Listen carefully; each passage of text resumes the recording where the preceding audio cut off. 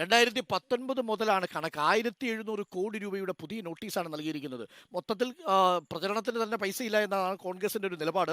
2017-18 മുതൽ 2020-21 വരെയുള്ള പലിശയും പിഴയും ഉൾപ്പെടുന്നതാണ് തുക.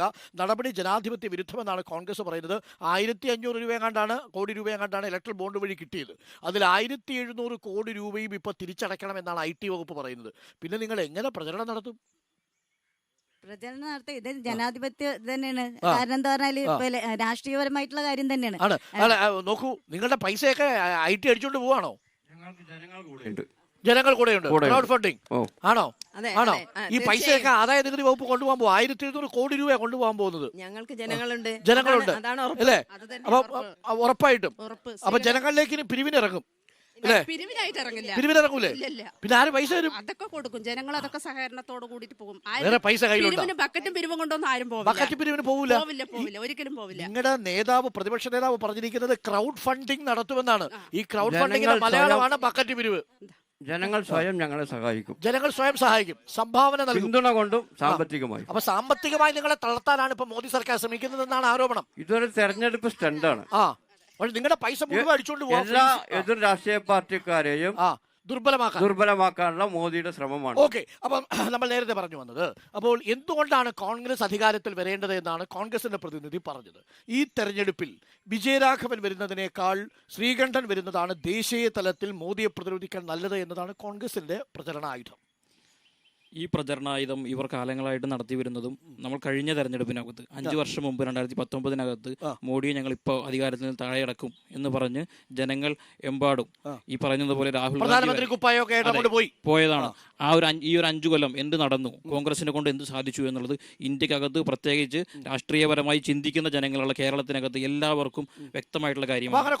പ്രതീക്ഷ ഇല്ല എന്നുള്ളത് തന്നെയാണ് വ്യക്തമായിട്ടുള്ളത്. 2004 കേരളത്തിനകത്ത് ആവർത്തിക്കുമെന്ന് തന്നെയാണ് ഞങ്ങൾ ഉറപ്പിച്ചു പറയാനുള്ളത്. കൃത്യമായി ഇടതുപക്ഷ തരംഗം തന്നെയാണ് കേരളത്തിനകത്ത് സംഭവിക്കാൻ പോകുന്നത്. പക്ഷേ ഇവിടെ ഈ മോദി സർക്കാർ കോൺഗ്രസിനെ ഇങ്ങനെ പിഴിഞ്ഞുകൊണ്ടിരിക്കുമ്പോൾ ഒരു സഹതാപ തരംഗം ഉണ്ടാവില്ലേ കോൺഗ്രസിന്? സഹതാപ തരംഗം കഴിഞ്ഞ തവണ ഉണ്ടായതാണ്. ഇത്തരത്തിലുള്ള ഒരു ഫാസിസ്റ്റ് ഭരണം ഇന്ത്യക്കകത്ത് നടക്കുമ്പോൾ അതിന് ബദലായി കോൺഗ്രസ് വരണം എന്നുള്ളത് കഴിഞ്ഞ തെരഞ്ഞെടുപ്പിൽ ഇന്ത്യക്ക് ആകമാനത്തിലുള്ള ജനങ്ങൾ ചിന്തിച്ചതാണ്. പക്ഷേ അവരെ കൊണ്ടൊരു ചെറുത്തുനിൽപ്പ് പോലും സാധിക്കുന്നില്ല എന്നുള്ളത് വളരെ ഈ ഒരു 5 കൊല്ലം കൊണ്ട് വളരെ കൃത്യമായിട്ട് പകൽ വെട്ടം പോലെ ചെറുത്ത് നിൽക്കുന്നില്ലേ കോൺഗ്രസ് മോദിയെ? ഒരിക്കലും ഇല്ല. ഇല്ല. സാർ പറഞ്ഞതുപോലെ ഈ തെരഞ്ഞെടുപ്പ് ഇന്നത്തെ ദുഃഖ വെള്ളിയാഴ്ച ഒരു കേരളത്തിലെ ജനസമൂഹത്തിന്റെ ഉയർത്തെഴുന്നേൽപ്പായിരിക്കും. ആണോ? ആയിരിക്കും. പിന്നെ മഹാഭൂരിപക്ഷം. അതായത് പാലക്കാട് മണ്ഡലത്തിന് ഇപ്പോ ദുഃഖവെള്ളിയാണ്. ഇനി ഒരു ഉയർത്തെഴുന്നേൽപ്പിന്റെ ഈസ്റ്റർ വരാൻ പോകുന്നു ജൂൺ 4. കഴിഞ്ഞ നിയമസഭാ തെരഞ്ഞെടുപ്പിൽ LDFന് 2,40,000 വോട്ടിന്റെ മഹാഭൂരിപക്ഷമാണ്. 2,04,000 2,04,000 വോട്ടിന്റെ 7 നിയമസഭാ മണ്ഡലം കൂടി 2,04,000 വോട്ടിന്റെ മഹാഭൂരിപക്ഷമാണ് പാലക്കാട് ലോകസഭാ മണ്ഡലത്തിലുള്ളത്. അങ്ങനെ ഒരു ഭൂരിപക്ഷത്തിന്റെ ഒരു കരുത്തുണ്ടോ LDFന്? അതല്ല, മറ്റേ ഇവര് കോൺഗ്രസ് ജയിച്ചു പോയാല് അവര് കോൺഗ്രസ് ആയിട്ട് തന്നെ നിൽക്കുമെന്ന് എന്താ ഉറപ്പ്? അതൊരു ചോദ്യമാണ് കേട്ടോ. ഒരു കാര്യം കൂടെ കഴിഞ്ഞ കുറച്ച് മാസങ്ങൾക്ക് മുമ്പ് മറ്റേ ഗോവ തെരഞ്ഞെടുപ്പ് നടന്ന സമയത്ത് അവിടെ വിജയിച്ചത് കോൺഗ്രസ് ആണ്. ചെയ്തു. സത്യപ്രതിജ്ഞ ചെയ്തു. അങ്ങനെ ചെയ്തതിൽ രാഹുൽ ഗാന്ധി മാത്രമേ ഇന്ന് കോൺഗ്രസിലുള്ളൂ. മറ്റെല്ലാവരും BJP ആണ്. അപ്പൊ ഈ BJP വിശ്വസിച്ചിട്ട് എങ്ങനെ വോട്ട് ചെയ്യും? അതൊരു പ്രധാന ചോദ്യമാണ്. ഒരു കാര്യം കൂടെ, എങ്ങനെ വോട്ട് ചെയ്യും നിങ്ങളെ വിശ്വസിച്ച്? കോൺഗ്രസിന്റെ അസ്വസ്ഥരായ അല്ലെങ്കിൽ അധികാരം മോഹിക്കുന്ന ചില ആളുകൾ പോയിട്ടുണ്ടാവാം.